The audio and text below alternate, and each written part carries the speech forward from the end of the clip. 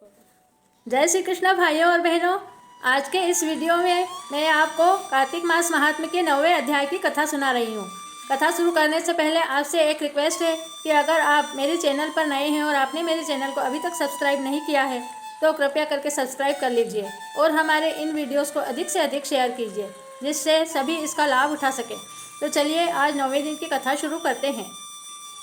राजा पृथु ने श्रेष्ठ मुनि नारद जी से कहा कि हे नारद जी, आपने कार्तिक मास के व्रत में जो तुलसी की जड़ में भगवान विष्णु का निवास बताकर उस स्थान की मिट्टी का पूजन करना बतलाया, अतः मैं श्री तुलसी जी के महात्म्य को सुनना चाहता हूँ।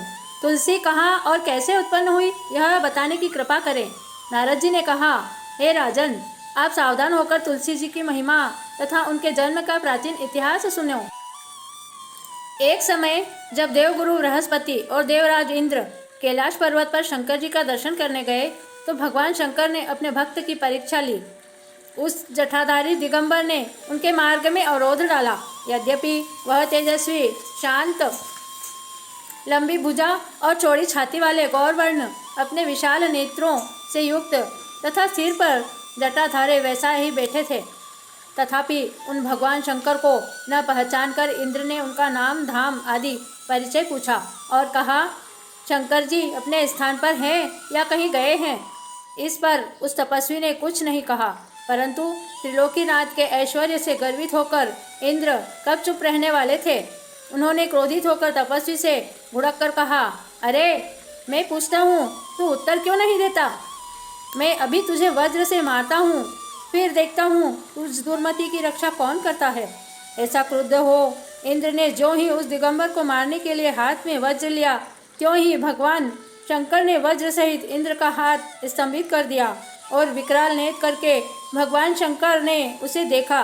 त्यों ही ऐसा विदित हुआ मानो वह दिगंबर प्रज्वलित हो उठा है और तेज से जला देगा। भुजाएं स्तंभित होने से इंद्र के क्रोध और दुख का अंत न रहा, परंतु ज्यों ही बृहस्पति जी ने उस पुरुष को प्रज्वलित देखा त्यों ही अपनी बुद्धि से उसको शंकर भगवान जानकर प्रणाम किया और दंडवत करते हुए कहा कि भगवान, हम आपकी स्तुति करते हैं। फिर इंद्र ने भी भगवान शंकर से कहा, हे दीनानाथ, हे महादेव, अपना क्रोध रोक कर इंद्र के अपराध को क्षमा कीजिए। बृहस्पति के यह वचन सुनकर महेश्वर गंभीर भाव से बोले, मैं अपने नेत्रों से निकाले हुए क्रोध को कैसे रोक सकता हूँ। तब बृहस्पति ने कहा, भगवान, भक्तों पर दया करनी चाहिए, अतः आप अपना भक्त वत्सल नाम सार्थक कीजिए। आप अपने इस तेज को कहीं और स्थापित करके इंद्र का उद्धार कीजिए। तब भगवान शंकर ने गुरु बृहस्पति जी से कहा, मैं तुम्हारी स्तुति से प्रसन्न हूँ। जो तुम चाहो इंद्र को जीवन दान दिलवाया है। मैं विश्वास करता हूँ कि मेरे नेत्रों की अग्नि अब इंद्र को पीड़ित नहीं करेगी।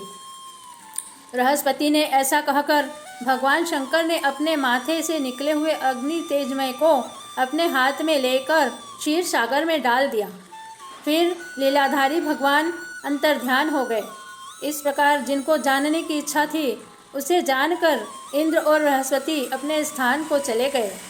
राजा पृथु ने कहा, हे देव ऋषि नारद, आपको नमस्कार है।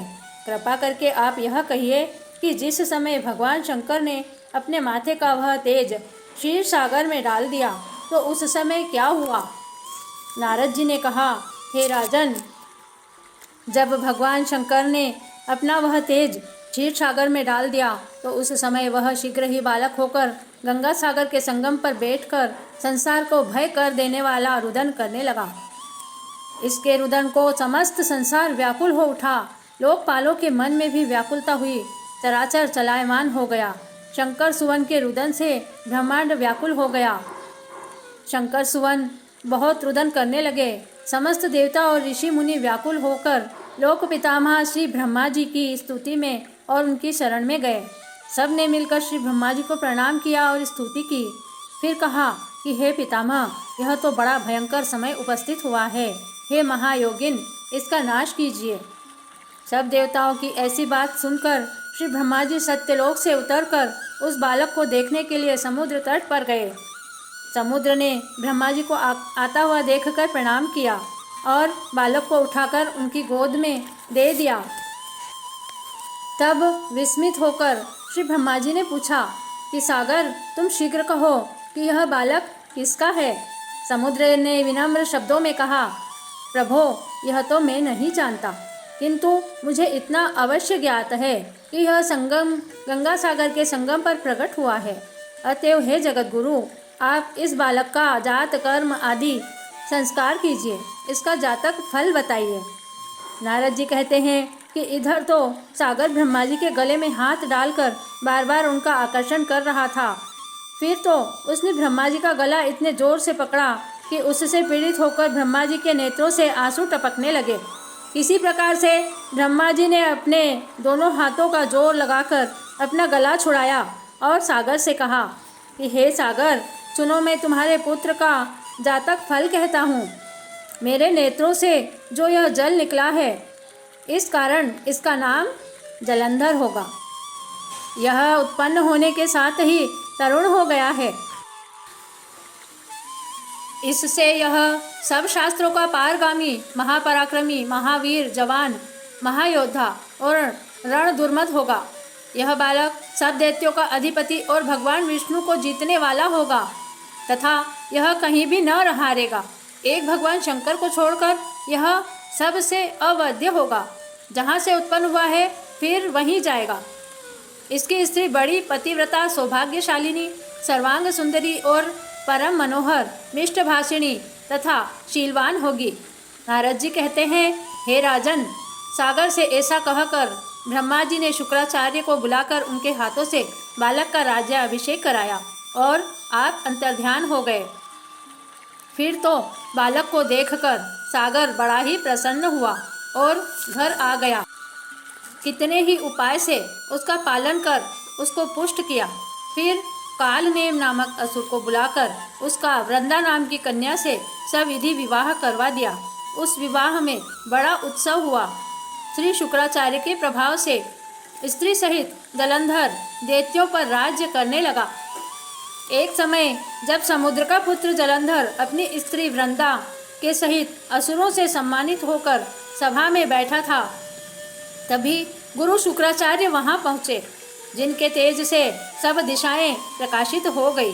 तब गुरुजी को आता देखकर असुरों सहित सागर पुत्र ने उठकर बड़े आदर से उन्हें प्रणाम किया। तेजस्वी गुरुजी ने सबको आशीर्वाद दिया। फिर उनको एक दिव्य आसन पर बैठाकर सब दैत्य भी यथा स्थान पर बैठ गए और सागर पुत्र ने नम्रता से यह प्रश्न किया कि हे गुरुवर, राहु का सिर किसने काटा था? आप हमें यह बतलाएं। इस पर श्री शुक्राचार्य जी ने विरोचन पुत्र हिरण्यकश्यप और उसके धर्मात्मा पौत्र का परिचय देकर देवताओं को और असुरों द्वारा समुद्र मंथन की संक्षेप में सब कथा कहकर यह बतलाया कि जब समुद्र से अमृत निकला तो उसे देव रूप बनाकर राहु भी पीने बैठ गया। इस तरह कार्तिक मास महात्म्य की 9वें अध्याय की कथा यहीं समाप्त होती है। श्री कृष्ण गोविंद हरे मुरारी, हे नाथ नारायण वासुदेवा। श्री कृष्ण गोविंद हरे मुरारी, हे नाथ नारायण वासुदेवा।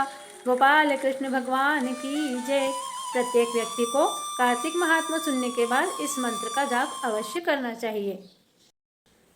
जो लोग कार्तिक मास महात्म्य का श्रवण प्रतिदिन नियम से करते हैं, उन पर भगवान श्री हरि नारायण की कृपा बरसती है। उनकी सभी मनोकामनाएं भगवान श्री हरि नारायण पूर्ण करते हैं और उनके घर में धन लक्ष्मी की कभी कमी नहीं होती है। इसीलिए भगवान का कार्तिक मास का महात्म्य प्रत्येक व्यक्ति को अवश्य सुनना चाहिए।